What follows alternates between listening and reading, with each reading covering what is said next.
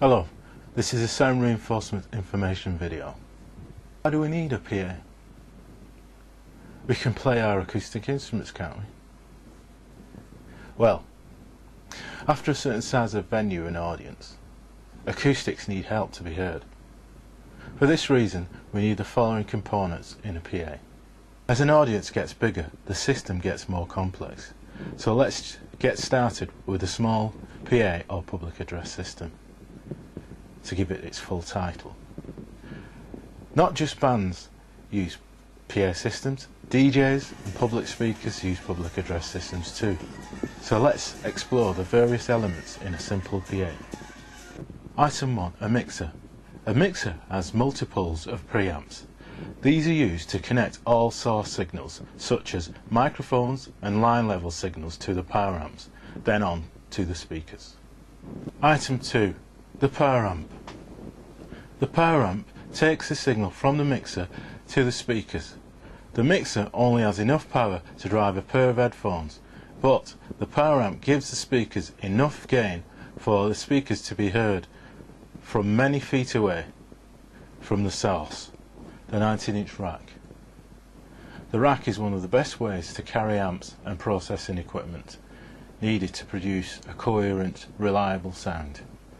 These elements are 3 stereo power amps, 1 power amp to drive at least 2 wedge-shaped monitors on stage, and 2 more power amps to drive the front of house systems.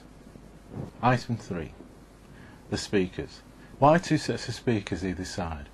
Well, by splitting the frequencies into 3 bands, that's high pass, band pass in one cabinet and low pass in a second cabinet underneath. These filters are found inside the cabinets, along with the transducers, also inside the cabinet, to transfer or project high pressure sound levels into the audience as airwaves with the least amount of distortion. Items 4. The wedge monitor. A wedge monitor is used to guide the musicians on stage. The signal usually comes from the mixer, send, or the subgroup out of the mixer, along through the fallback amp in the rack, or, as in this sample of photograph, a self-powered monitor. Some of the common plugs used in the interconnection of your basic PA system, from top to bottom. Phonos for domestic line level unbalanced equipment. Balance jack, an XLR, male and female.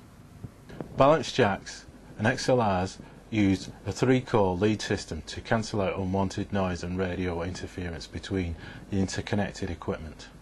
The above diagram shows how unwanted noise is removed by the phase version of the signal on pin 3, and then a summing amplifier is used to recombine the signal. Here is the typical connection between a dynamic microphone we use for vocals and the XLR cable. The speak-on connectors are used for the interconnections between power amplifiers and speakers only. This chart shows the best way to avoid feedback. The best place to position the microphone should be to one side of the monitors.